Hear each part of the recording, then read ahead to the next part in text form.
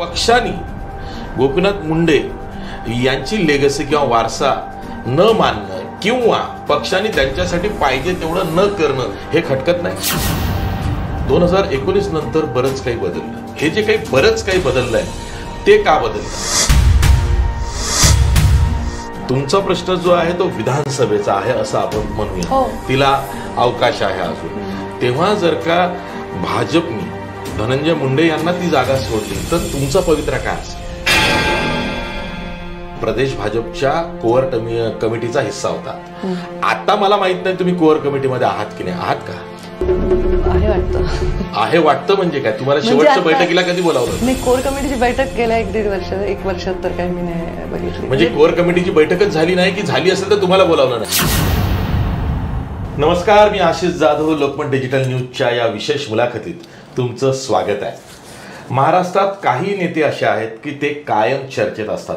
त्यातल्याच एक भाजप नेत्या पंकजा मुंडे. आज पंकजा मुंडे खुद्द आपल्या सोबत आहेत.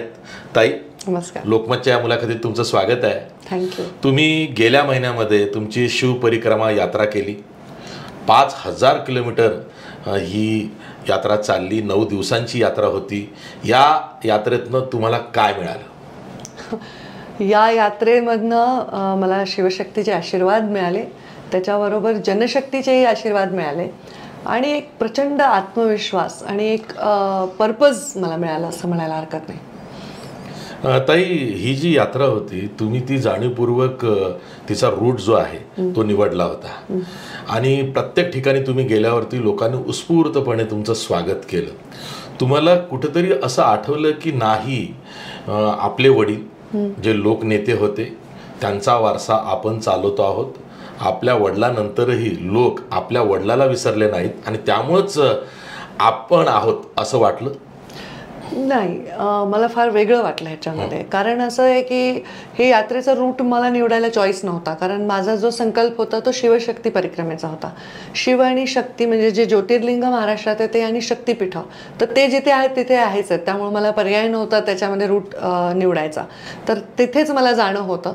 तो जनरली जो माझा म्हणजे पॉवर पॅक्ट एरिया आहे तर तो बघायला गेला तर तो त्या रूटवर फारसा नव्हता.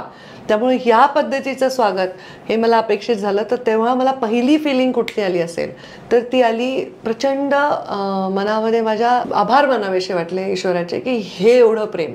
आणि मुंडे साहेब जेव्हा गेले आपल्यातनं तेव्हा 2014लाही मी पुन्हा संघर्ष यात्रा केली होती. म्हणजे मुंडे साहेबांची होती संघर्ष यात्रा, माझी होती पुन्हा संघर्ष यात्रा.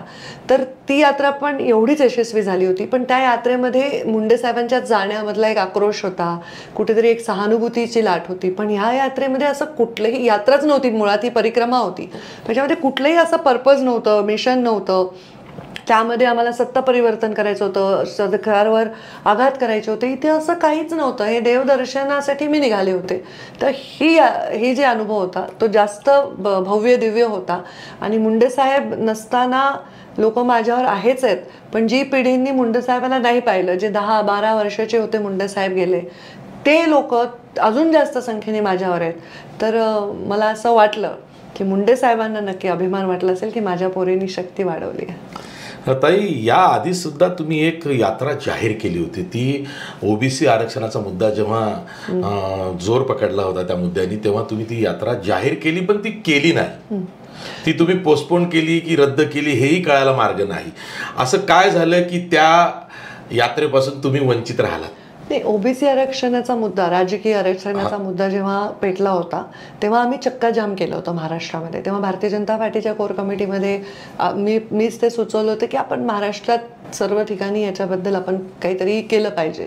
आणि मी पुण्यामध्ये चक्का जाम केलं होतं आणि ते फार यशस्वी झालं होतं. आम्ही त्याच्यामध्ये अरेस्ट झालो, बरंच दबंगपणे ते झालं. आणि त्याच्यानंतर मी यात्रा म्हणून नव्हतं असं काही केलं, पण मी म्हणलं होतं मी महाराष्ट्राचा दौरा करेन. आणि तो दौरा नाही होऊ शकला कारण मध्ये ओबीसीचं आरक्षण मिळालं आणि परत ते कोर्टामध्ये आता स्थगित झालं. तर त्या कारणामुळे तो दौरा जो आहे तो जसा हवा होता तसा नाही झाला. तसा तर माझा दौरा झाला सगळ्या विभागांमध्ये, पण जसा हवा तसा झाला नाही. आणि मग मी मध्य प्रदेशमध्ये वगैरे जास्त व्यस्त झाले. त्याच्यानंतर दौऱ्याच्या वेळेस असं लक्षात आलं की भाजप, खास करून प्रदेश भाजपकडनं तुम्हाला पाहिजे तसं बॅकिंग दौऱ्यासाठी किंवा परिक्रमेसाठी मिळत नाही. कारण ही परिक्रमा भाजपची नव्हतीच, ही परिक्रमा शिवशक्ती परिक्रमा होती. पण जिथे जिथे मी गेले, 1-2 आमदार खासदार वगळता, कारण त्यांना बैठकी होत्या मुंबईमध्ये, तर सर्वजण उपस्थित होते. तर ऑटोमॅटिकली भाजपचे लोक माझे आणि त्यांच्या ऋणानुबंधामुळे उपस्थित होते, तिथले आमदार खासदार पदाधिकारी आणि इतर पक्षाचेही लोक उपस्थित होते, कारण आता 2 पक्ष ऑलरेडी आमच्याशी सोबत आलेले आहेत. आणि माझ्या वैयक्तिक संबंधांमुळे सुद्धा शिवसेना, दोन्ही शिवसेनेचे, दोन्ही राष्ट्रवादीचे लोकही या यात्रेमध्ये उपस्थित होते आणि त्यांनी स्वागत केलं, इतर पक्षांनीही स्वागत केलं. ताई, मुंडे साहेबांना जाऊन साधारणतः 9 वर्ष होतील आणि मी या 9 वर्षामध्ये एक गोष्ट बघितली की गोपीनाथ मुंडेंचं भाजपबरोबरचं नातं, गोपीनाथ मुंडेंनी भाजपला मराठवाड्यात आणि विदर्भात खास करून मिळवून दिलेलं यश, त्यातल्या त्यात गोपीनाथ मुंडे यांच्याकडे बघून मी तरी कधी किंवा कोणीच नाही की ते वंजारी नेते, ते पॅन ओबीसी अपील असलेले एक मोठे जायंट ओबीसी नेते म्हणून कायम राहिले. ते वलय खूप मोठं आहे आणि आता या 9 वर्षात त्या वलयाचा तुम्हाला फायदा मिळाला पाहिजे होता किंवा तुम्ही तो उठवायला पाहिजे होता, तसं दिसत नाही. असं का? मला असं वाटतं की मुंडे साहेबांच्या कुठल्याही गोष्टीचा फायदा उठवणं हे माझं मुख्य ध्येयच नव्हतं. मुंडे साहेबांच्या संकल्पांना पूर्ण करणं हे माझं मुख्य ध्येय होतं. समाजालाही वाटलं पाहिजे की मी त्यांची नेता आहे. ज्या समाजात आपण जन्मतो, मुंडे साहेबांनी आम्हाला जातीवाद शिकवलं नाही. मी एका आंतरजातीय विवाहाच्या परिवारात वाढलेली आहे, तेव्हा आमच्या घरामध्ये जातीवाद वगैरे या गोष्टींना कधी खतपाणी कधी घातलं गेलं नाही. मुंडे साहेबांनी फक्त हा मला विषय शिकवला की जे वंचित आहेत, जे पीडित आहेत, त्यांच्यासाठी आवाज उठवण्यासाठी डगमगायचं नाही. तर तो संकल्प पूर्ण करण्यासाठी मला योगदान देता आलं, हा महत्त्वाचा आहे. त्यांच्या वलयाचा फायदा घेणं हा अजेंडाच नव्हता, कारण मुंडे साहेब जेव्हा जिवंत होते तेव्हा मी राजकारणात बऱ्यापैकी एस्टॅब्लिश्ड होते. म्हणजे मी काही मुंडे साहेब वारले म्हणून राजकारणात नाही आले, तर मी 2009 मध्ये आमदार झाले. पहिल्या क्षणापासून मी प्रचंड संघर्षाला सामोरी गेले, कारण आम्ही दोघं बापलेक त्यावेळी बरेच एकटे पडलो होतो, हातात हात घालून आम्ही आमचे काम करत होतो दोघं जण. आणि मी युवा मोर्चाचे अध्यक्ष होते मुंडे साहेब जीवित असताना. तेव्हा सुद्धा मी एक यात्रा केली होती यलगार म्हणून, मी तेव्हा महाराष्ट्रभर दौरा केला होता. तेव्हा मी तुमचा पहिला इंटरव्ह्यू केला होता घरी. तुम्ही माझा पहिला, मुंडे साहेबांनी बोलवून तो इंटरव्ह्यू करून घेतला होता. हो, तुम्ही माझा पहिला इंटरव्ह्यू केला होता, अगदी मला आठवत होते. तर तेव्हा मी ऑलरेडी एस्टॅब्लिश होते, त्यामुळे माझ्या मनाला कधी शिवलं नाही की साहेबांच्या वलयाचा फायदा घ्यावा, साहेबांचं वलय टिकावं आणि ते वाढावं, हे माझं कर्तव्य आहे. आता हाच प्रश्न मी थोडा फिरवून विचारतो. जी, 9 वर्ष झाले भाजप ॲज अ पक्ष, राज्यातले भाजपचे नेते यांना गोपीनाथ मुंडेंनी भाजपसाठी काय केलंय, काय खस्ता घातलाय हे सांगायची गरज नाही, त्यांना ते माहिती आहे. किंवा गोपीनाथ मुंडेंचा समाजाबरोबरचा कनेक्ट हा खूप वेगळा राहिलेला आहे. म्हणजे मी नेहमी म्हणतो की मराठ्यांचे दोन्ही छत्रपती यांचं राजकीय मोठेपण कोणी समाजाला दाखवलं असेल तर ते गोपीनाथ मुंडेंनी दाखवलं. उदयनराजे भोसले असतील किंवा संभाजीराजे छत्रपती असतील. मग असं एवढा मोठा नेता असताना पक्षाने गोपीनाथ मुंडे यांची लेगसी किंवा वारसा न मानणं किंवा पक्षाने त्यांच्यासाठी पाहिजे तेवढं न करणं हे खटकत नाही? मला पक्षाने त्यांच्यासाठी काही करावं, कसं आहे, मुंडे साहेब जेव्हा वारले तेव्हा मला असं वाटलं की ते मर्यादितच राहिले नाही कोणासाठी. म्हणजे तुम्ही जर बघितल्या 2014च्या आणि 19च्या निवडणुका, तर सर्वच पक्ष मुंडे साहेबांचं नाव घेत होते. जो उमेदवार उभा आहे, असं अनेक ठिकाणी झालं की 4 उमेदवार उभे आहेत रिंगणात आणि 4ही बॅनरवर मुंडे साहेबांचे फोटो आहेत. तर त्यामुळे मला असं वाटतं की एखादा व्यक्ती जेव्हा हयात नाही तेव्हा त्याची सीमा ही फार मोठी ओलांडली जाते, कारण त्यांनी जर त्याच्या हयातीत असं काम केलं असेल एवढ्या दर्जाचं, तर मुंडे साहेबांची तशी झालेली आहे सीमा. पक्षाने त्यांच्याविषयी, पक्षाचा एक पॅटर्न आहे, आमच्या पक्षाची एक पद्धत आहे, त्या पद्धतीमध्ये ते काम करतात. तर त्यांनी त्यांचं काही फार वेगळं करावं अशी माझी त्यांच्याकडनं काही अपेक्षाही नाही, न कधी नव्हती. मला त्यांनी त्यांचा सन्मान आहे त्यांचा नेता म्हणून करावा, माझे वडील म्हणून नाही, असं नाही, एवढंच आहे. 2014ची पोटनिवडणूक लोकसभेची, डॉक्टर प्रीतम मुंडे ह्या विक्रमी मताने निवडून आल्या. त्यांच्या विरोधात राष्ट्रवादी काँग्रेसने तेव्हा उमेदवार दिला नाही. तुम्ही सुद्धा 2014च्या विधानसभा निवडणुकीला निवडून आलात. मग तुम्ही मंत्री होतात 5 वर्ष. 2019 नंतर बरंच काही बदललं. हे जे काही बरंच काही बदललंय ते का बदललं? हे पाहता, हे का बदललं याच्या सर्व अंगाने वेगवेगळे उत्तर असू शकतात. मीडिया वेगळा समजू शकतो. मीडियामध्ये सुद्धा आता वेगवेगळ्या विचारधारा आहेत. चौथ्या लोकशाहीचा स्तंभ हा केवळ एवढी विचारधारा नाही राहिली आहे. मला असं वाटलं की प्रिंट मीडिया इलेक्ट्रॉनिक्सचं सामर्थ्य वाढवण्यासाठी इलेक्ट्रॉनिक मीडियाला, इलेक्ट्रॉनिक्सचं बंधनं तोडण्यासाठी हा डिजिटल मीडिया आला. आता डिजिटल मीडियाकडे बघितलं तर असं वाटतं ते मुखपृष्ठ झालेत की काय कोणाचे. तर खूप कमी लोक फेअर असा चेहरा ठेवून आहेत, त्याच्याबद्दल अभिनंदन तुमचं.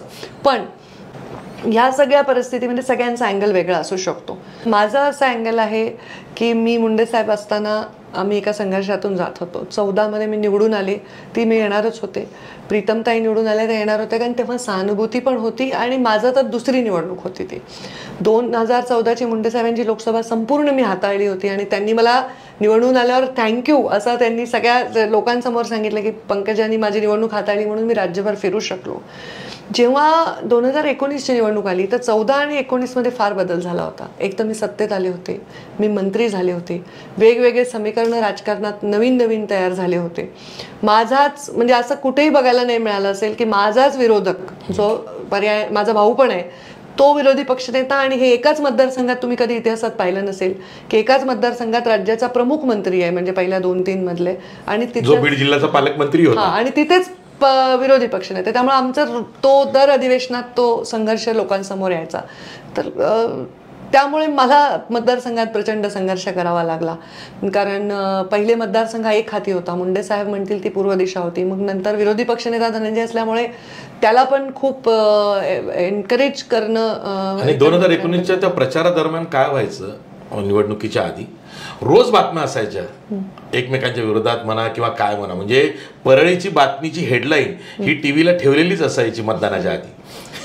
हो हो, आता ती बदलली आहे ताई. त्या परळीच्या विधानसभा निवडणुकीमध्ये 2019च्या तिसरा उमेदवार जर का असता तर निकालावर काही परिणाम झाला असता? हो, नक्कीच झाला. पराभवाची कारण किंवा कारण काही शोधण्याचं काम केलंय? मला ऍक्च्युली त्याची अनेक कारणे आहेत जी मी मीडियात नाही सांगू शकत, पण अशी काही कारणे आहेत जी तिथे मला आढळली. त्याच्यामध्ये नक्कीच त्या मतदारसंघाचा पॅटर्न हा तिहेरी फाईट असायची, आणि मुळात मुंडे साहेबांचा 1990 नंतर फार तगडा उमेदवारच समोर नव्हता त्यांच्या कधीच. म्हणजे आणि नसतानाही 70,000 मतं घेतली समोरच्या उमेदवारांनी. तर तिथला एक बेसिक फॅब्रिक जो आहे तो अँटी BJP असणारा मोठा वर्ग आहे, कम्युनिस्टांचा एक मोठा तिथेच विचारधारा असणारा वर्ग आहे. तिथे जे भारतीय जनता पार्टीला मतदान कधीच नाही पडणार असा एक मोठा वर्ग आहे. तर ते जर तिसऱ्या आघाडीने ते मतं घेतले किंवा तिसऱ्या उमेदवाराने घेतले तर आमचं विजय सहज व्हायचा, जे मला होऊ शकलं नाही. त्यामुळे तो अंदाज मला आलाच होता 6व्या-7व्या दिवशी की आपल्याला हे एका बाजूंनी सगळं मतदान होईल. पण त्याचं एक कारण हे पण असू शकतं की घरातलेच 2 उमेदवार बहीण भाऊ एकमेकांसमोर, प्लस धनंजय मुंडेंना प्लस पॉईंट असा झाला की काँग्रेस राष्ट्रवादी तेव्हा 2019ला नाही म्हटलं तरी त्यांची आघाडी होती ना, आणि राष्ट्रवादीचा उमेदवार होता, आधी काँग्रेसचा असायचा, आणि प्लस भाजपची काही समीकरणं धनंजय मुंडेंच्या बाजूने जुळली म्हणून त्यांचा विजय झाला. भाजपची समीकरणं असं म्हणता येणार नाही डायरेक्टली मला, पण धनंजय पण 5 वर्षामध्ये विरोधी पक्षनेतेपदामुळे प्रचंड सगळ्याच अर्थाने ताकदवर झाले होते. तर ही सगळ्यात मोठी ताकदवर निवडणूक राज्यातली म्हणायला हरकत नाही. आम्ही दोघं जर दुसरीकडे कुठे उभं राहिलो तर आम्हा दोघांना पण समोरचा माणूस हरवणं एवढं सोपं नाही. आम्हीच दोघं एकमेकांच्या विरोधात उभे होतो. कारण आम्ही एका ट्रॅक वरती आलात, म्हणजे कसं की आम्ही दोघे जर का वेगवेगळे असतो उभे तर अवघड होतं. म्हणजे दोघेही आले असते निवडून, कारण आम्ही दोघं आमची विचारधारा वेगळी, आमचे आचार वेगळे असले तरी आमचे गुरु गोपीनाथ मुंडे. पण मग आता जर का 2024चा विचार केला तर ते तर विद्यमान आमदार आहेत परळीचे, तुम्ही वेगळ्या मतदारसंघाचा विचार करताय? नाही, आता तर मी असा कुठलाही विचार करत नाही, कारण तो मतदारसंघ माझ्यासाठी फार भावनिक आहे. मुंडे साहेबांचा तो मतदारसंघ आहे आणि मी तिथे 2 वेळा आमदार म्हणून निवडून आलेली आहे. मुंडे साहेबांच्या काळात मी 5-10 वर्ष तिथे काम केलं आहे. 20 वर्षाचा माझ्या कार्यकर्त्यांचा जमावडा आहे. मी पण पडले जरी असले तरी मी पण 95,000 मतं घेऊन पडलेली आहे. तर ह्या 95,000 लोकांना वाऱ्यावर मी नाही सोडू शकत. आणि आम्ही दोघं वेगवेगळ्या पक्षात निवडून आलो आहे, तर दोघं एका बाजूनी जाणं हे दोघांसाठी पण तसं काही सोपं नाही आहे. ते जेव्हा आता आमच्याशी जोडले गेलेत तर त्यांना वेगळे चॅलेंजेस येणार आहेत पुढच्या काळात. जे सहज काही मतं त्यांना मिळणार होती ती मिळणार नाहीत सहज. त्यामुळे ह्या सगळ्या गोष्टींचा विचार करता आमचे जे श्रेष्ठी आहेत, माझे श्रेष्ठी, आमचे नेते देशातले आणि धनंजयचे श्रेष्ठी यांनी काय ठरवलं आहे किंवा काय चर्चा झाली किंवा नाही झाली ह्याच्याविषयी मला कुठलीही माहिती नसल्यामुळे ह्याच्यावर मी आत्ता काही बोलू शकणार नाही. आत्ताचा सिनारिओ असा आहे की लोकसभेपुरतीच विचार केला जातोय, मग तो अजित पवारांची राष्ट्रवादी काँग्रेस असू दे किंवा भाजप असू दे. तुमचा प्रश्न जो आहे तो विधानसभेचा आहे असं आपण म्हणूया, तिला अवकाश आहे अजून. तेव्हा जर का भाजपनी धनंजय मुंडे यांना ती जागा सोडली तर तुमचा पवित्रा काय असेल? मला वाटतं भारतीय जनता पार्टी माझ्याशी चर्चा न करता असा निर्णय घेणार नाही. असा भारतीय जनता पार्टीचा स्वभाव नाही. एवढ्या प्रमुख नेत्याला असं न विचारता असं काही ते करतील हे त्यांचं कल्चर नाही. आणि माझी अपेक्षा आहे की ते माझ्याशी त्याबद्दल चर्चा करतील. अशी कुठलीही चर्चा अजून झाली नाही ना, धनंजयची वरिष्ठांशी झाली असेल ना माझी. त्यामुळे या सगळ्या चर्चा आहेत सध्या. तर त्यामुळे आत्ता आमच्या दोघांचं काही ठरलंय का, तर आमचं काही ठरलेलं नाही. ताई, तुम्ही मध्य प्रदेशच्या सहप्रभारी आहात भाजपच्या. तिथे काय झालं बघा, काही मंत्र्यांना आणि काही खासदारांना न विचारता परस्पर तिकीटं जाहीर झाली. त्यांच्या समोर आता विधानसभा निवडणुकीला उभं राहण्यावाचून पर्याय नाही.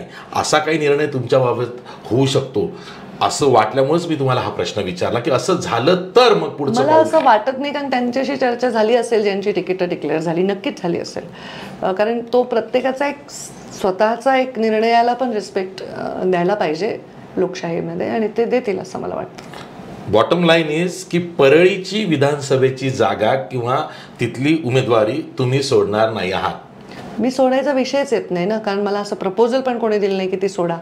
आता हा तुम्हीच म्हटलात की हा लोकसभेपुरता विषय असल्यामुळे वरिष्ठांनी अशी कुठलीही चर्चा मला अकॉमोडेट करण्याविषयी किंवा धनंजयला अकॉमोडेट करण्याविषयी केलेली नाही. तर ती जेव्हा होईल तेव्हा आम्ही ठरवू काय करायचं. ताई, एक बाब ही सर्व जगाला माहिती आहे की तुम्ही 2019ला हरलात निवडणूक. त्यानंतर तुमचं पुनर्वसन होणं जशी इच्छा तुमच्या सहकाऱ्यांची, समर्थकांची, चाहत्यांची होती, तसंच अनेकांना वाटत होतं की तुम्हाला असं मोकळं सोडलं जाणार नाही, तुम्हाला कुठेतरी विधान परिषदेमध्ये किंवा राज्यसभेवर आणण्याचा प्रयत्न होईल. तेवढं तर काम गोपीनाथ मुंडेंनी भाजपसाठी राज्यात केलेलं आहे. ते भाजपचे पहिले उपमुख्यमंत्रीसुद्धा होते. म्हणून मी तुम्हाला हा प्रश्न विचारतो की विधान परिषदेची संधी आली तेव्हा रमेश कराड, राज्यसभेची संधी आली तेव्हा भागवत कराड, राज्यमंत्रीपदाचा विचार झाला तेव्हा प्रीतम मुंडे किंवा पंकजा मुंडे यांच्याऐवजी भागवत कराड. असं जेव्हा होतं तेव्हा आमच्यासारख्यांना जे निरीक्षक आहेत त्यांना हा क्लिअर कट मेसेज मिळत आहे की भाजप महाराष्ट्रामध्ये दुसरं वंजारी नेतृत्व पुढे आणण्याचा प्रयत्न करत आहे आणि जे नेतृत्व एस्टॅब्लिश आहे त्याला डावलत आहे. आता हे तुम्हाला असं वाटतं, तर असं वाटत असेल तर ते तथ्य असेल किंवा नसेल, पण हे परसेप्शन गेलेलं आहे. ते परसेप्शन का गेलं ह्याचा विचार मी नाही करू शकत, हे पक्षश्रेष्ठी करतील. कारण असं परसेप्शन गेलेलं आहे की हे जाणीवपूर्वक होत आहे. मी तर म्हणत नाही की अशी जी असं झालं हो जाणीवपूर्वक, मी तर तुम्हाला कधी बोलले नाही, मीडियाला नाही बोलले, पण लोकांमध्ये अशी चर्चा होती आहे की हे जाणीवपूर्वक होत आहे किंवा हे मला डावलण्यासाठी होतं किंवा मी एस्टॅब्लिश असून दुसरा कोणाला एस्टॅब्लिश करण्यासाठी होतं. तर हे परसेप्शन असं नाही जायला पाहिजे, ह्याची काळजी घेण्याचा मी तर माझ्या तर्फे प्रयत्न केला आहे. त्याचा प्रयत्न श्रेष्ठी करतील आणि किंवा हे परसेप्शन बदलण्याचा प्रयत्न करतील. हे प्रयत्न करून काही फार साधता आलं असंही नाही झालंय.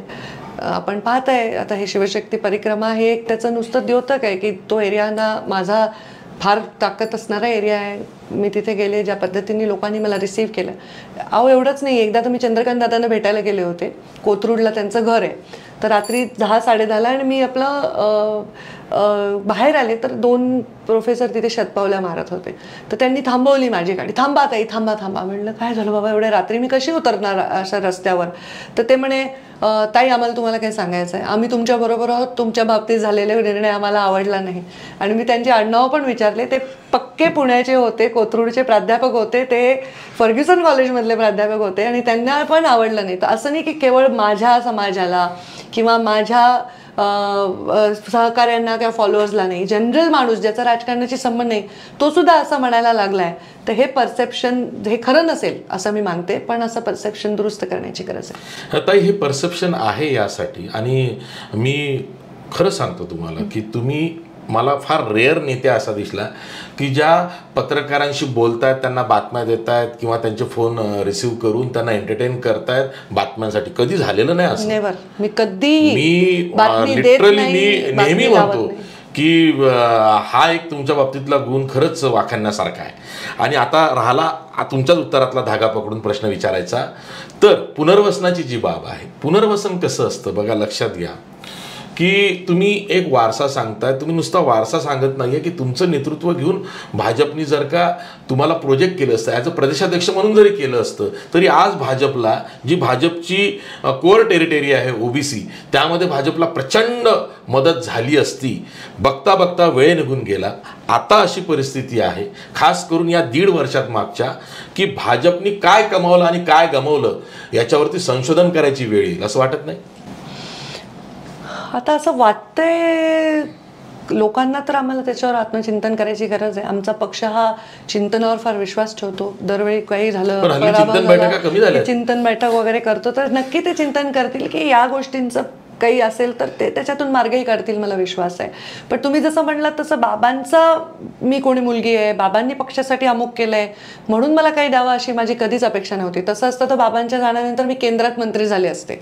पण मी म्हटलं मला केंद्रात नका घेऊ, मला महाराष्ट्रात फिरू द्या. आणि माझे जे लोक, तुम्ही आठवत असेल तर बाबांचा अंत्यविधी आठवा, त्या दिवशी जी परिस्थिती होती, भारतीय जनता पार्टी कडे लोकांनी परत यावं यासाठी मी पुन्हा संघर्ष यात्रा काढली होती. तर माझं योगदान, मुंडे साहेबांचं तर आहेच आहे, त्याच्या लायकीचं माझं नाहीच, पण माझं योगदान खूप मोठं त्यावेळी झालं की मी सर्व समाज परत भारतीय जनता पार्टीशी जोडण्याचा प्रयत्न केला. आणि त्यामुळे माझ्या योगदानासाठीच मला द्यावं, मुंडे साहेबांसाठी द्यावं असं मी म्हणणार नाही, कारण ही आमची शिकवण नाही. आमच्या पक्षाला, आमच्या परिवाराला, संघाच्या शिकवणीला हे मान्यही नाही की कोणी कोणाचं पुत्र किंवा पुत्री म्हणून द्यावं. माझ्या स्वतःच्या योगदानाचं व्हॅल्युएशन व्हावं असं वाटतं लोकांना, की ताईंमुळे आम्ही इथे मतदान केलंय, ताईंमुळे ही जागा निवडून आली आहे. मग काही झालं की काय असतं, काही लोकांना आसुरी आनंद होतो, आधी स्वतःचा मतदारसंघ बघा, स्वतः पडल्यात, ठीक आहे ना. पण मी महाराष्ट्रात की काही प्रदेशाध्यक्ष नव्हते 2019ला, किंवा मुख्यमंत्री पदाचे डिक्लेअर्ड उमेदवारही नव्हते, किंवा माझ्याबद्दल काही पक्षाने काही वेगळं काही धोरणही नव्हतं राखलं, तरी मी राज्यभर फिरत होते ना. तरी रात्री 4-4 वाजता उमेदवार माझ्याकडे येत होते, ताई रडत होते अक्षरशः, ताई तुमची सभा मंत्रिपदासाठी आलेत, मी बघितलंय. नाही, इव्हन सभांसाठी. तर त्यांची परिस्थिती, काहींना मंत्रिपद मिळाली तुमच्यामुळे, तर त्या खाती मिळाली आवडीची. तर तो एक काळ होता.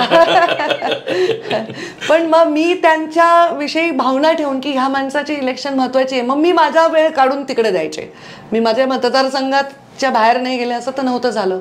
मग मी मतदारसंघात पडले तरी माझ्यामुळे काही कळेना कुठे ना कुठे निवडून आले असतील, 10-5 हजार मतं पडली असतील, 20-20 लाख मताची बेरीज मी भाजपला करून देत असेन. त्यामुळे लोकांना असं वाटतं.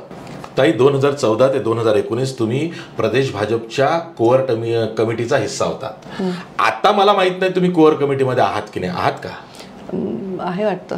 आहे वाटतं म्हणजे काय? तुम्हाला शेवटच्या बैठकीला कधी बोलावलं? मी कोअर कमिटीची बैठक गेल्या 1 वर्षात तर काय मी नाही बघितली. म्हणजे कोअर कमिटीची बैठकच झाली नाही, की झाली असेल तर तुम्हाला बोलावलं नाही? कदाचित मी इथे नसेन, मी मध्य प्रदेशच्या कोअर कमिटीच्या बैठकीला गेले असेल, असं असेल. काय 1-2 बैठकांमध्ये इथे बैठक नाही, प्रदेश कार्यकारिणीमध्ये मी इथे उपस्थित नाही राहू शकले, कारण मला मध्य प्रदेशला जायचं होतं. एकाच दिवशी दोघांच्याही होत्या.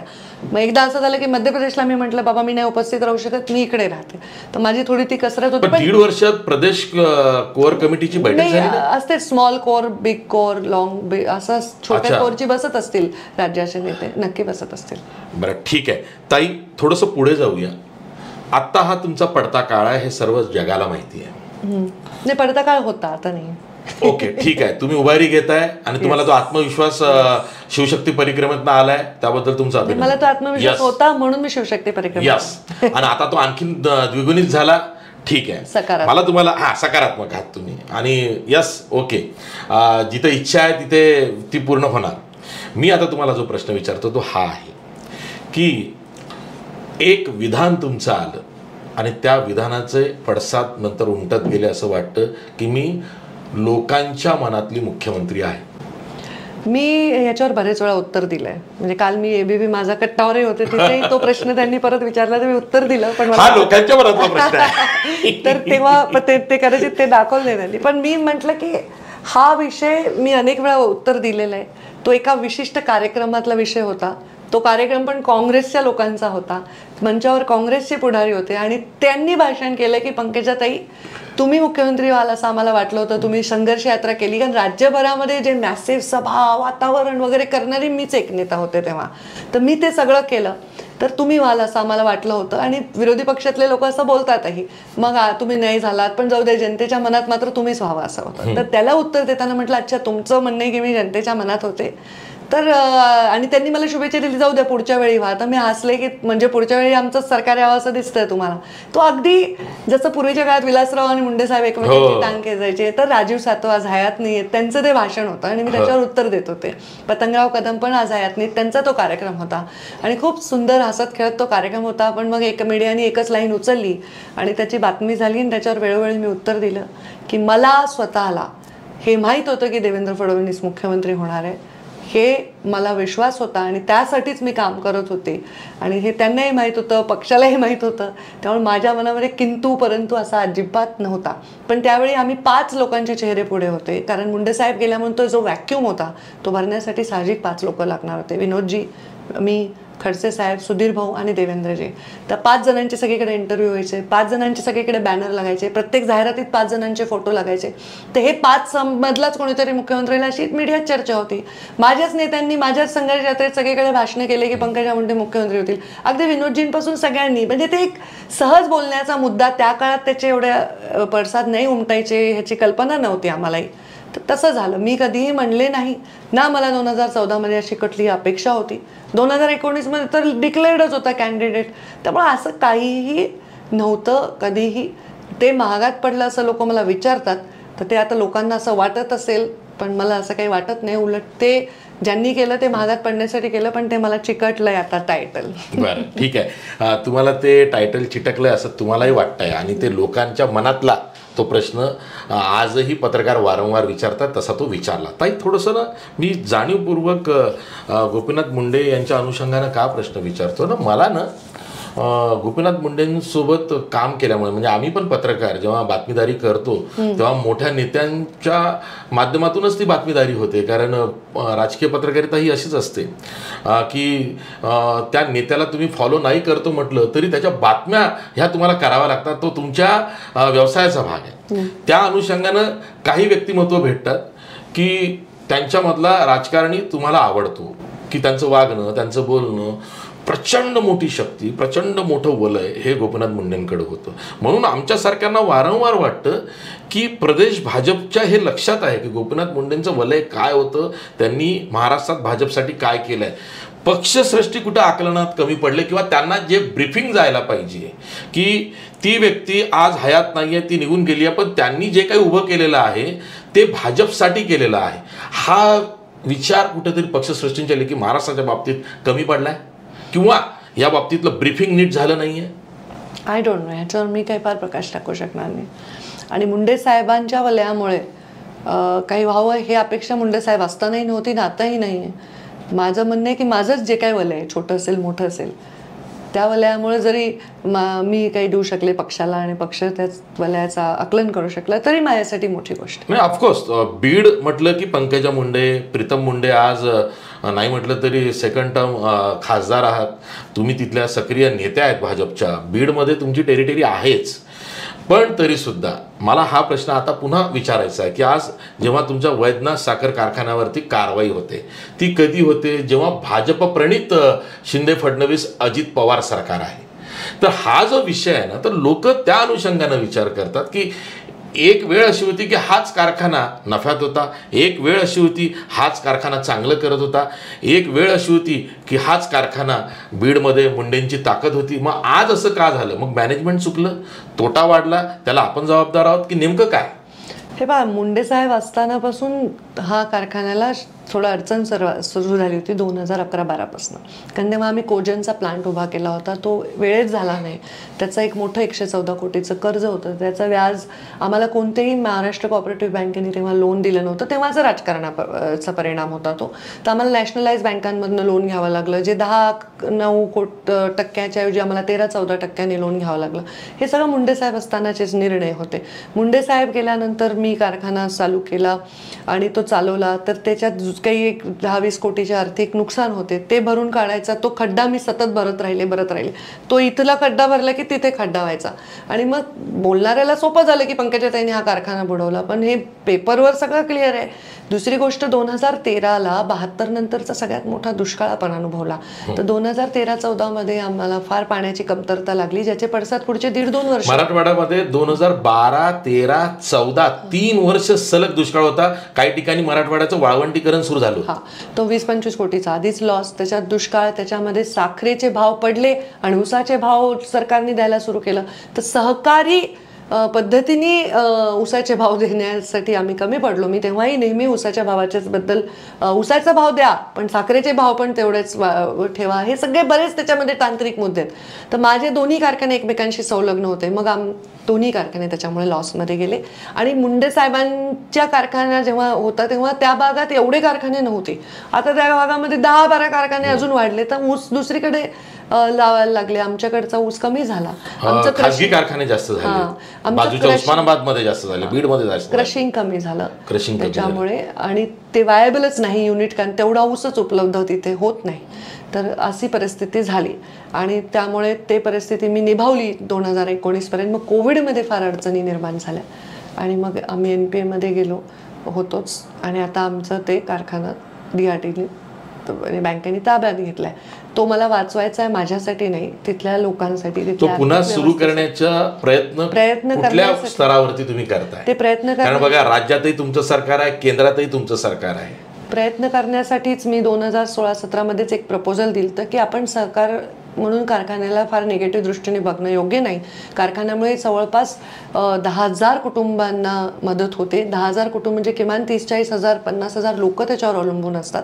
तर आपण नकारात्मक, थोडं आमचं सरकार जेव्हा आलं तेव्हा नकारात्मकतेने आपण साखर उद्योगाकडे बघत होतो. कारण भारतीय जनता पार्टीचे कोणीच साखर उद्योगात नव्हते. हरिभाऊ बागडे, मी आणि रावसाहेब दानवे सोडले तर फार कोणी नव्हते. आणि मग त्या साखर उद्योगाची अडचण निर्माण झाल्यावर मी 2016 मध्येच हे प्रपोजल दिलं होतं की अशा काही आजारी युनिट्सना आपण जर मदत केली, कमी व्याजाने कर्ज दिलं, तर तिथल्या लोकांना डायरेक्टली ते पैसे FRP म्हणून लोकांकडे जातात. मग तेव्हा पण मला मदत नाही होऊ शकली, पण तेव्हा मला तेवढी गरज नव्हती. तर तेव्हा अनेक काही कारखाने आहेत, मला वाटतं त्या कारखान्यांना मदत झाली. परत 2018 मध्ये हा प्रस्ताव सुरू झाला. 2019-20 आम्ही त्याच्यावर काम करतोय 3-4 वर्ष. 5-6 बैठका दिल्लीत झाल्या, इथे काही बैठका झाल्या आणि मग 6-7 कारखान्यांना मदत मिळाली. आता अलीकडे मिळाली.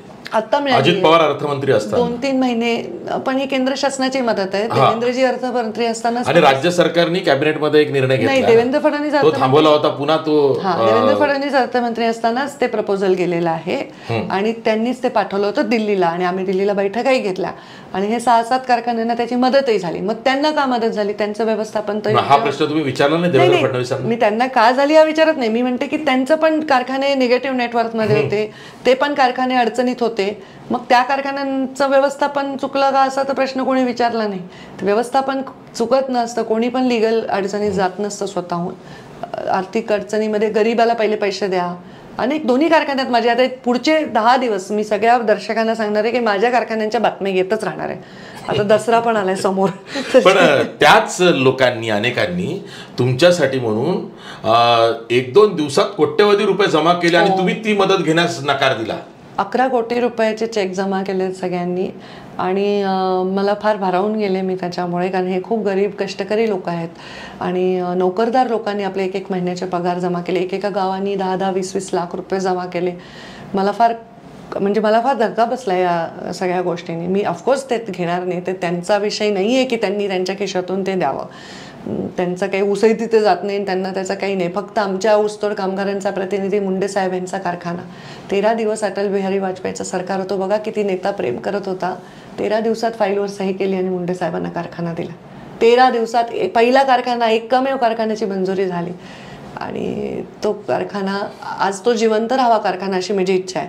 मग पंकजा मुंडेकडे नसून जिवंत राहत असेल तरीही चालेल, माझी हरकत नाही. मी देईन कोणाला द्यायचं त्याला, पण तो कारखाना चालू राहू द्या. पण तो कारखाना लिलावात निघावा असे काही प्रयत्न होत आहेत का? नाही, असं नाही म्हणणार मी. ते आर्थिक अडचणीत आहे त्यामुळे लिलावात निघतं. लिलावातही निघाला तरी कोणी घेतला तर चालवावा तरी किमान. आता मी ह्याच्यातून मुक्त झाले की पंकजा मुंडे नाही चालवू शकल्या का? तर हो, पण त्याची कारणं ही खूप गंभीर होती. मला चालवता येत नाही असं अजिबात नव्हतं, पण त्याची काढणं गंभीर. दोन्ही कारखाने आता मला अनेक वेळा तुमच्या बोलण्यातनं असं जाणवतं की तुम्ही खूप असा विचार करताय की मे बी तुमच्या घरातच बीडची खासदारकी आहे, डॉक्टर प्रीतम मुंडे तुमच्या धाकट्या बहीण, आणि तुम्ही आता बाजूला पडलेला आहात जरी पक्षात सक्रिय असेल तरी, त्यामुळं सुद्धा तुम्ही बोलता बोलता बोलत नाही किंवा पक्षाला प्रश्न विचारण्याच्या परिस्थितीमध्ये येऊनही विचारत नाही, असं काही होतंय? अशा द्विधा मनस्थितीमध्ये तुम्ही अडकलात? असं काही नाही आहे. मी स्वतः माझं एक कल्चर आहे की मी आत्तापर्यंत तुम्ही माझा पूर्ण एवढा राजकीय प्रवास पहा, मी असं भाषणं दबंग केली असतील, माझ्या भाषणाचे लोकांनी अर्थ लावले असतील, पण मी स्वतः असं काही पक्षाच्या विषयी टिप्पणी कधी केलेली नाही. जेव्हा अनेक वेळा माझं नाव येतं, आमदारकीला येतं, खासदारकीला येतं, अमुक येतं, तेव्हा सुद्धा मी त्याच्यावर कधी रिॲक्ट झालेले नाही. लोक रिॲक्ट झाले, हळूहळू लोक बिचारे कोण होते मलाही माहीत नाही ना. आता शेवटी माझे फॉलोअर्स, मला काय माहिती कुठे जालन्यात कोणी उपोषण केलं, कोणी कुठे निषेध केला, आता हे कोण होते हेही मला माहीत नाही. तर हे सगळी घटना घडल्याचा परिणाम असा होतो की लोकांना वाटतं मी हे व्यक्त होते, पण मी व्यक्त होत नाही. मला जिथे व्यक्त व्हायचं असतं तिथे नक्कीच होऊ, पण असं सार्वजनिक व्यक्त होणं हे माझ्या कल्चरचा भाग नाही अशा बाबतीत. यस, ऊसतोड कामगारांच्या बाबतीमध्ये गोपीनाथ मुंडे आणि शरद पवार यांचा लवाद होता.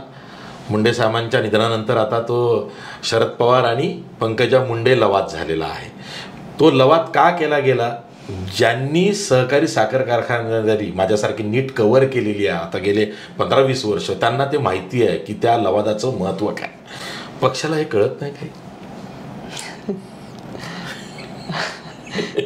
आता ते लवाद आणि ऊसतोड कामगार नाही, ही किती मोठी बाब आहे महाराष्ट्रातली की दोन कट्टर प्रतिस्पर्धी शरद पवार आणि गोपीनाथ मुंडे, त्यानंतर शरद पवार आणि गोपीनाथ मुंडेंची कन्या यांचा एक लवाद आहे. सहकारी साखर कारखानदारीवरती मोठ्या प्रमाणात परिणाम करणारा जो ऊसतोड कामगार आहे त्याचा एक लवाद आहे. तंटा मिटवण्यासाठीचा, त्यांचे दर निश्चित करण्यासाठीचा किंवा त्यांचं ते वेळापत्रक निश्चित करण्यासाठीचं ही किती मोठी बाब आहे. ते 3 वर्षांनी संप करतात. तर मुंडे साहेब गेल्यानंतर मी 3 संप हाताळले. तर पहिला संप त्यांनी मुंडे साहेब गेले ह्या दुःखामध्ये नाही केला. दुसऱ्या संपात पवार साहेबांना मी बसून मार्ग काढला. तिसऱ्याही संपात आम्ही मार्ग काढला. त्याच्यातही राजकारण करायचा प्रयत्न झाला, तेही संप फोडण्याचा प्रयत्न झाला. पंकजा मुंडेच का एकट्या असाव्या लवादावर असे प्रयत्न करण्याचे प्रयत्न झाले. पण मला सांगू, मला कॅबिनेट मंत्रीपदापेक्षाही त्या लवादावर जेव्हा ऊसतोड कामगारांनी नेमलं ते माझ्यासाठी खरंच महत्त्वाचं आहे. हे काही असा डायलॉग नाही आहे, माझ्यासाठी खरंच महत्त्वाचं आहे. त्यांचं मी देणं लागते. आणि तो लवाद खरंच एक मोठं, तुम्ही जे म्हटलात की ते एक फार मोठं राजकारणाचं एक चित्र आहे. मग शरद पवारांशी वैद्यनाथ साखर कारखान्याच्या संदर्भात काही चर्चा झाली नाही तुमची आजवर? नाही, अजून नाही झाली. जेव्हा मी पडले होते आणि जेव्हा त्यांचं सरकार होतं तेव्हा मी त्यांना विनंती केली होती की ही साखर कारखान्याची निवडणूक होऊ देऊ नका, दुष्काळाची परिस्थिती आहे, आणि तेव्हा त्यांनी मला सहकार्य केलं होतं. ताई, तुम्ही प्रदेश भाजपच्या कोर कमिटीमध्ये आहात, भले तुम्हाला 1.5 वर्षापासून बैठकीला बोलावलं नसेल. नाही, म्हणजे आता कसं आहे, बोलावलं असेल पण तुम्हाला वेळ मिळाला नसेल जायला, असं म्हणूया. आता कोर मध्ये पुन्हा आणखी 2-3 इंटर कोर आलाय, हा स्पेशल कोर आलाय, रोजच्या विषयात. यस, हा प्रश्न तुम्हाला मी विचारलाच पाहिजे तो यासाठी की राज्यामध्ये 2019च्या निवडणुकीनंतर भाजपची सत्ता गेली, महाविकास आघाडीचं सरकार आलं. महाविकास आघाडीचं सरकार एका बंडामुळं पडलं आणि त्यानंतर भाजप प्रणित शिंदे सरकार आलं. आता त्यामध्ये अजित पवारांचाही गट आला. हे जे काही 1.5 वर्षात झालं याचा काय फीडबॅक लोकांकडनं, किंवा तुम्ही इतकं महाराष्ट्रात फिरता, काय मिळाला आहे? तो भाजपसाठी सकारात्मक आहे की भाजपसाठी नकारात्मक आहे? याचा जो फीडबॅक मला मिळाला आहे तो मी नक्की पक्षश्रेष्ठींना देणार आहे. त्याच्यावर चर्चा करणे बरोबर नाही होणार, पण जो जनरल लोकांमध्ये जो विषय आहे तो कार्यकर्ते असतील, जे लोकप्रतिनिधी असतील, जे निवडणुका लढतात, पडतात, निवडून येतात ते असतील, आणि एक जनता असेल, असं एक परसेप्शन जे मला माझंही तयार झालं त्या सगळ्या ह्याच्यातून, ते नक्कीच मी एक रिपोर्ट तयार करून पक्षश्रेष्ठींना देईन पक्षाच्या हितासाठी, त्यांनी मला वेळ दिल्यावर.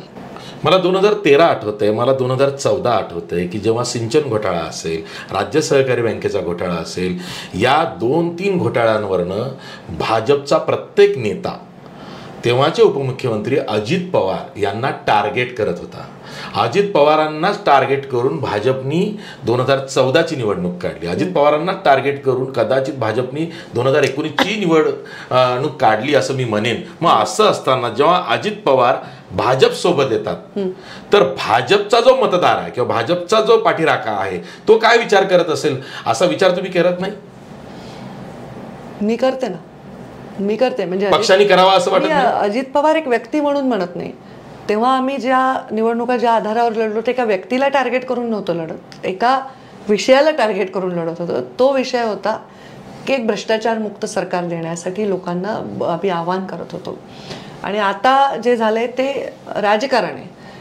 राजकारणामध्ये आपली शक्ती वाढवणं हे प्रत्येक पक्षाचा अधिकार आहे आणि त्यामुळे त्या पद्धतीने ते शक्ती वाढवत आहेत आणि सत्ता असेल तर लोकांची सेवा करता येते अशा विचारांवर ते सत्ता स्थायी ठेवण्याचा प्रयत्न करतायत. आता स्थिर सरकार देण्याचा ते प्रयत्न करतायत असं दिसतंय वरचेवर. लोकसभेला मिशन 45 असं कॅम्पेन करून मोहीम राबवून भाजप महाराष्ट्रामध्ये लोकसभेची निवडणूक लढवू पाहत आहे आणि त्यासाठीच मतांची टक्केवारी एकत्रित करण्यासाठी शिंदे गट असेल किंवा अजित पवार गट हा सोबत आलेला आहे. तरी सुद्धा महाविकास आघाडीला सरपास होईल अशी परिस्थिती अनेक जाणकारांना वाटत नाहीये. तर अशा वेळी भाजपने काय केलं पाहिजे की मतांची टक्केवारी वाढून मिशन 45 साध्य होईल? भारतीय जनता पार्टीने पहिले छत्तीसगड, राजस्थान, मध्य प्रदेशवर फोकस केलं पाहिजे आणि मग महाराष्ट्राकडे लक्ष दिलं पाहिजे. म्हणजे ती खऱ्या अर्थानं लिटमस टेस्ट आहे महाराष्ट्रासाठी. आता त्या निवडणुका लागलेल्या आहेत. 3 डिसेंबरला त्या निवडणुकांचे निकाल आहेत माझ्या मते. आणि या सगळ्या पार्श्वभूमीवर आता त्यांच्याकडे महाराष्ट्राकडे बघण्याचा वेळ फारसा नसणार आहे कारण हार्डली 1 महिना त्यांच्या हातामध्ये आहे. तर मला वाटतं त्या निवडणुकांवर ते फोकस करतील. त्याच्यानंतर पुढचे तुम्ही भाजपच्या सहप्रभारी आहात मध्य प्रदेशच्या, तिकडं सगळा प्रचार चाललेला आहे. तुम्ही प्रचारात जात नाही मध्य प्रदेशच्या? मध्य प्रदेशच्या कार्यक्रमांमध्ये मोदी ॲट 9च्या सर्व कार्यक्रमांमध्ये होते. आता त्यांचे तिकीट फायनल होत आहे. त्याला निवडणूक प्रभारी ॲड्रेस करत असतात. संघटन प्रभारी आहे मी, सहप्रभारी, आणि निवडणूक प्रभारी भूपेंद्र यादव आहेत. तर ते ॲड्रेस करत आहेत. त्यामुळे तिथेही तुम्ही सगळे पाहतच आहात की बऱ्याच घटना घडत आहेत. तर कदाचित ते प्रचार यंत्रणेमध्ये परत आम्हाला बोलतो. हा एक बोल्ड प्रश्न आहे. कदाचित बाळबोधी म्हणा किंवा बोल्डही म्हणा, दोन्ही अर्थानं पकडा. तुम्ही भाजप व्यतिरिक्त काही वेगळा पर्याय तुमच्या समोर आला जो तुमच्या भावी करिअरसाठी महत्वाचा वाटला या वळणावरती, तर तो तुम्ही स्वीकाराल का? हा बोल्ड प्रश्न बाळबोध म्हणा नाहीये, हा डायरेक्ट प्रश्न आहे. आणि ह्याचं उत्तर मला जर आज विचारलं या क्षणाला, जे मी प्रत्येक इंटरव्ह्यूमध्ये देते, की मला असा कुठलाही प्रयोग करायची इच्छा नाही आहे. नाहीतर मी ह्या सगळ्या घटनांनंतर मला स्वतःला एस्टॅब्लिश करणं फार सोपं नव्हतं का? होतं ना. मला असं नाही की मी स्वतःला एस्टॅब्लिश करू शकले नसते, मी मंत्री होऊ शकले असते, मी काही करू शकले असते, पण मी हे नाही केलं. ह्याची कारणं आहेत काही. कारण राजकारण फक्त एका पदासाठी करायचं ह्या विचारातच मी मुळात वाढले नाही. मी राजकारण मुळात म्हणजे आमच्या पक्षाचीच काय शिकवण आहे, पहिले देश, राष्ट्र, मग पक्ष आणि मग मी. तर राष्ट्रामध्ये कोण येतं? ती जनता येते. ती जनता माझ्यासाठी सगळ्यात मोठा केंद्रबिंदू आहे. त्यांना काय हवं हे मी करणार आयुष्यामध्ये. मग सेकंड मी पक्षासाठी काय करायचं ते करणार आणि मग स्वतःसाठी. तर माझ्या पक्षाच्या बद्दल मला असं कधी वाटलं असतं तर मी तो निर्णय घेऊन मोकळी झाली असते, असं मला कधी वाटत नाही. हा माझ्यावर रोज आरोप असतात, लोक अंदाज बांधतात, काही लोक तर बातम्या देऊन मोकळे होतात, मी अमुक भेटले तमुक भेटले, असं हे सगळे व्यथित करतात मला. म्हणून हा एक डायरेक्ट प्रश्न विचारतो तुम्हाला. उद्धव ठाकरेंची शिवसेना असेल किंवा शरद पवारांची राष्ट्रवादी काँग्रेस असेल किंवा काँग्रेस असेल, कोणाकडनं तरी अशी विचारणा झाली आहे का की तुम्ही आमच्याकडे या? आता ते जाहीर माध्यमातूनच त्यांनी ऑफर दिली. तसं आवाहन करणं वेगळं, पण असं खरंच अशी काही गंभीर अशी चर्चा झाली आहे की पंकजाताई मुंडे तुम्ही खरंच काँग्रेसमध्ये या किंवा उद्धव ठाकरेंच्या शिवसेनेमध्ये या? त्या वरिष्ठ नेत्यांकडनं कधी फोन आला किंवा कधी थेट चर्चा केली किंवा तसं प्रपोजलच तुम्हाला दिलं, असं काही झालं?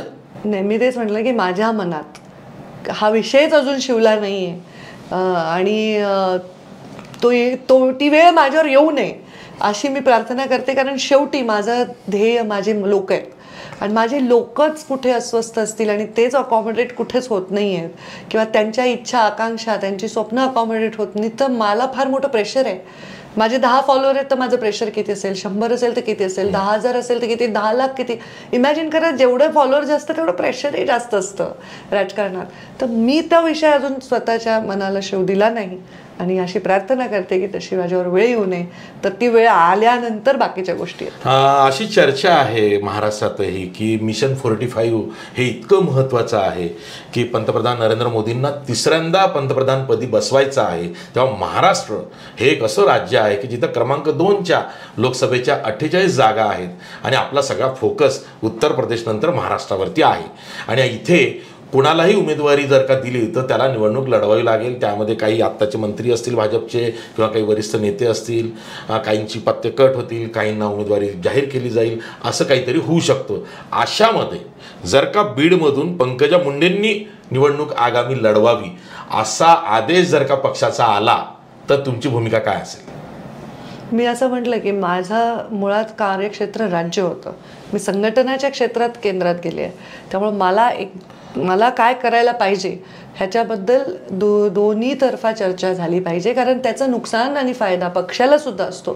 त्याची चर्चा झाल्याशिवाय याच्यावर कुठलाही निर्णय मी घेऊ शकणार नाही, कारण हे प्रीमॅच्युअर आहे. मला वाटतं राजकारणात कुठे शेवटी एखादा माणूस जेव्हा राज्यात येतो त्याचं अल्टिमेट एम कुठेतरी केंद्रात जायचं असतं ना. मुंडे साहेब सुद्धा शेवटी केंद्रात शेवटी तो त्याचा जर्नीचा भाग आहे. पण ती वेळ आत्ता आली का नाही मी नाही सांगू शकत. पण पक्षाकडनं काही फिलर्स किंवा काही संकेत की तुम्हाला वेळ प्रसंगी लोकसभा बीडची लढवावी लागेल असं काहीच संकेत नाही अजून तरी नाही. Doctor Pritam Munde as a खासदार चांगलं काम करतात असा मला फीडबॅक मिळालेला आहे. तेव्हा त्यांनीच आगामी निवडणूक लढवावी असं तुमचं मत आहे? प्रीतम मुंडे ह्या आणि मी म्हणजे माझं एक सिंपल मत आहे. मी जेव्हा राजकारणात होते तेव्हा गोपीनाथ मुंडे आणि पंकजा मुंडे दोघंही होते. नंतर प्रीतम मुंडे आणि पंकजा मुंडे होते. एखाद्या व्यक्तीचा 10 वर्षाचा काळ पुसून टाकता येत नाही. त्याची मेहनत, त्याची कार्यकर्ते आणि मी देण्याच्या भूमिकेत आहे. मी वडिलांच्या, आईच्या, बहिणीच्या मोठ्या भूमिकेत आहे. तर मी प्रीतमकडनं काहीतरी घेऊन स्वतःला एस्टॅब्लिश करून तिला वाऱ्यावर सोडू शकत नाही, कारण तिचं काम तीच करू शकते, मी करू शकत नाही. माझं काम वेगळं आहे, तिचं काम वेगळं आहे. तर ती स्थानिक लीडरला जे सगळ्या गोष्टी लागतात त्या तिच्यात आहेत आणि एक राज्याच्या लेवलला जे काय करायचं असतं ते माझ्यात आहे. तर त्यामुळे तिला 10 वर्षाचा काळ तिचा पुसून टाकावा आणि तिला घरा बसावं असं तिने काय केलंय. ॲज अ पंकजा मुंडे उजव्या हाताला धाकट्या बहिणीला सांभाळावं लागतं, कारण तिचं राजकारण आहे, ती खासदार आहे, तिचं एक स्वतःचं वलय आहे. नाही तिच्यासाठी काय तिच्या मतदारसंघामध्ये काय हवं नको ती माझी बहीण ते स्वतंत्र व्यक्तिमत्व आहे मला माहिती आहे. तरी माझी बहीण म्हणून नाही. समजा एखाद्या माणसाला त्यांनी मला सांगितलं की आज हा माणूस तिथे 3 टर्म आमदार आहे, त्याला काढून टाकतो आणि तुला देतो, त्याचं सगळं चांगलं असताना त्याला काढून टाकतो तुला देतो, तर मी तेव्हाही असंच म्हणेन की का. केवळ प्रीतम बद्दल नाही म्हणणार. ती 10 वर्षे खासदार आहे, तिच्यावर काहीही नकारात्मकता नाही, लोक तिच्यावर आनंदी आहे, तिच्या कामावर खुश आहेत, तर मी तिला रिप्लेस करायचं का. बरं ती तुम्ही म्हटलात की नाही आम्हाला तुझी आवश्यकता आहे, केंद्रात आम्हाला तुझ्यासारखं ओरेटरी किंवा तुझे स्किल्स असेल असं काही चर्चा झाली तर मग तिला विस्थापित करेन, तिला एकदम राजकारणाच्या बाहेर फेकून देईन. हे बहीण म्हणून नाही, एक नेता असंच मी इतर आमदार खासदारांविषयी पण विचार करेन. डॉक्टर प्रीतम मुंडेंच्या बाबतीत तुम्ही पक्षाला हे सांगाल की ती तिसऱ्यांदा जेव्हा निवडून येईल तेव्हा तिला तुम्ही मंत्रिपद द्या केंद्रात? नाही, असं काही सांगणार नाही.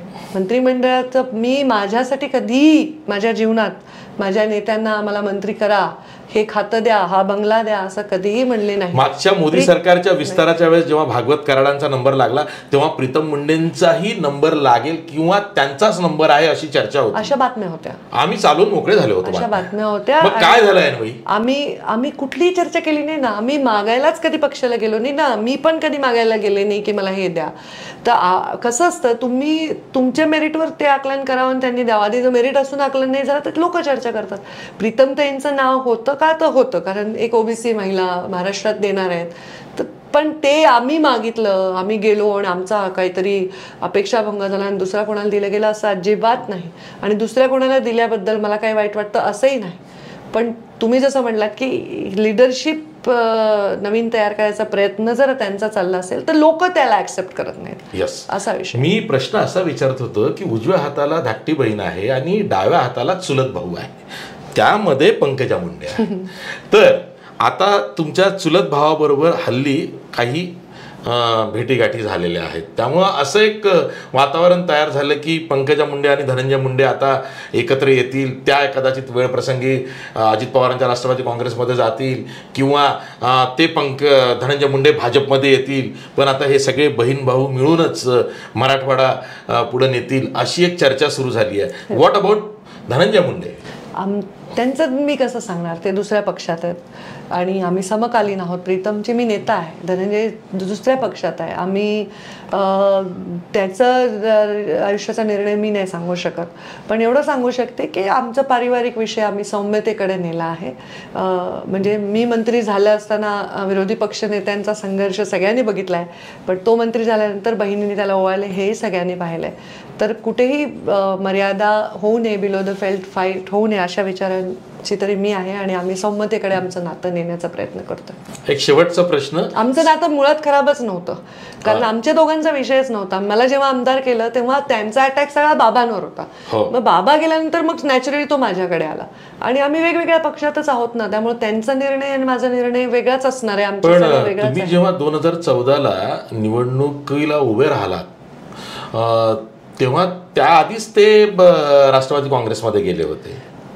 आता ते फिजिकली नंतर गेले, पण फिजिकली नंतर गेले, मनानं तर गेलेच, पण विधान परिषदेच्या निवडणुकीनंतर ते थेट गेले. मला वाटतं अजित दादांनी आणि पवार साहेबांनीच बऱ्याच वेळा प्रेसमध्ये असं सांगितलेलं, त्यावरूनच आम्हाला कळलं. ते मला तरी माहित असायचं काही कारण नव्हतं बेसिक. बरं, शेवटचा प्रश्न. सालाबाद प्रमाणे तुमचा दसरा मेळावा येतोय. तुमचे जे चाहते समर्थक जेवढे आहेत त्यांना तुमच्या भाषणाची फार मोठी एक आस असते. तर या दसरा मेळाव्याच्या भाषणामध्ये काही इशारा तुम्ही देत असाल तर तो कोणाला असू शकतो? काय नवं असेल? आता कसं आहे, माझा इशारा प्रत्येक जण ज्याला लावायचा त्याला लावून मोकळा होत असतो, पण मला त्या मेळाव्याविषयी माझ्या वेगळाच अजून एक भावनिक बांध आहे. त्या मेळाव्याच्या त्या लोकांनी माझ्या त्या मेळाव्याला जिवंत ठेवले. तो मेळावा त्यांचा आहे खरं तर, मी तिथे गेस्ट आहे. ते करतात, म्हणजे त्यांना असं वाटतं दरवेळी की ताई आता म्हणतील बस करा, तर त्यांनी तिकडे जमीन साफ केली, तणनाशक लावलं, पार्किंगची व्यवस्था केली, त्यांनी सगळं स्वतःच केलं आहे, मी काही केलेलं नाही आहे. फक्त त्यांचा एक आग्रह असतं हेलिकॉप्टरनीच यायचं, कारण ती मुंडे साहेब हेलिकॉप्टरने यायचे. तर तो मला कधी कधी पंचायत होते की हेलिकॉप्टर मिळत नाही वगैरे, त्यांचा तो आग्रह असतो हेलिकॉप्टरनीच यायचं. तर मी जाणार आहे आणि त्यांना काय बोलणार आहे ना हे मला शेवटच्या दिवशीपर्यंत सुचणार नाही आहे, पण नक्कीच माझ्या भाषणातून त्यांना खूप दिशा मिळणार आहे, कारण आत्ता त्याची आवश्यकता आहे त्यांना. कारण हा जो शिवशक्ती परिक्रमेमध्ये मला भेटून आमची झालेली ताटातूट परत एकदा भेटलो आम्ही. मी माझ्या समाजाला नेहमी म्हणते मायलेकराचं नातं आहे, जरी मी लहान आहे, म्हातारा माणूस जरी असेल ना तरी ते मायच म्हणतो मला. तर ही माझं त्यांचं नातं आहे. ती ताटातूट झाली होती, आम्ही भेटलोय. आता परत तिथे मी जाणार आहे. माझा समाज म्हणजे परत जात नाही बरं का, माझा समाज म्हणजे ज्याच्यावर मी काम करते. तुम्ही तिथे गेलात तर सर्व समाजाचे लोक तिथे तुम्हाला दिसतील. बहुतांश जरी बंजारा समाज असेल तरी भरपूर समाजाचे लोक येतात. बरोबर, मी म्हटलं ना पॅन ओबीसी अपील आहे मुंडेंना. आणि मराठा समाजाची देखील खूप तरुण तिथे येतात. मुस्लिम समाज बीड मधला मुंडेंच्या मागे किती होता, आणि हे सगळे येतात. तर त्यांना मला खूप बोलायचंय, मला खूप बोलायचंय, पण आता त्याचं मला नाही करता आलं अजून शब्दांकन. हा प्रश्न मी मगाशी विचारणार होतो, पण आता जाता जाता हा प्रश्न मी तुम्हाला विचारतो. तुम्ही असं म्हणाला होतात की मी मनातली मुख्यमंत्री आहे आणि त्यानंतर निवडणूक झाली, भाजपचा अजून मुख्यमंत्री बसलेला नाहीये, तो कधी येईल माहिती नाही, पुढच्या निवडणुकांमध्ये येईल की त्याआधी येईल. अशा परिस्थितीमध्ये भाजपने मुख्यमंत्री पद सोडून देणे, सत्ता येऊ नये, यावर तुमचं म्हणणं काय?